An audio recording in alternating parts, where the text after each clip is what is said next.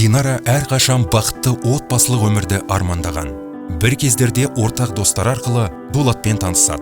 Алғашында бұл уақыт қуанышты болып көрінді.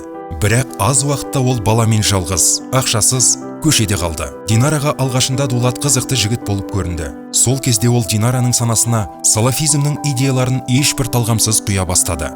Уақытша неке Алла тағалаға апаратын жол екенін баса айтты. Динара, дүние жауыз, күнәһар болып кетті.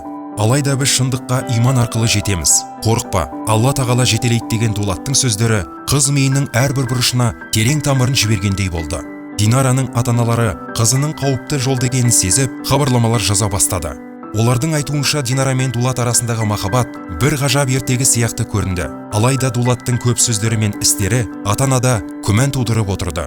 Дулаттың сөзіне иланған қыздың басы айналып, өзгенің сөзіне мән бермеді. 2 жылдан кейін ғана Динараның көзі ашыла бастады. Өмірдің мұңға айналып кеткен нұқты. Десе де, Дулат Динараның әр қадамын бақылауын тоқтатпады. Ата-анасымен, достарымен араласуға да мүлде мүмкіндік бермеді. Дүниедегі өзге байланыстар оларды Алла тағаладан алшақтатып жібереді деп сендірді. Бірақ ол өзі үшін және баласы үшін күресуді шешті. Заңгерлер мен психологтардың қолдауына жүгінді. Әрине, әкесі мен анасы қызын жақсы түсініп, кері ағымнан аман қалғанына қуанды.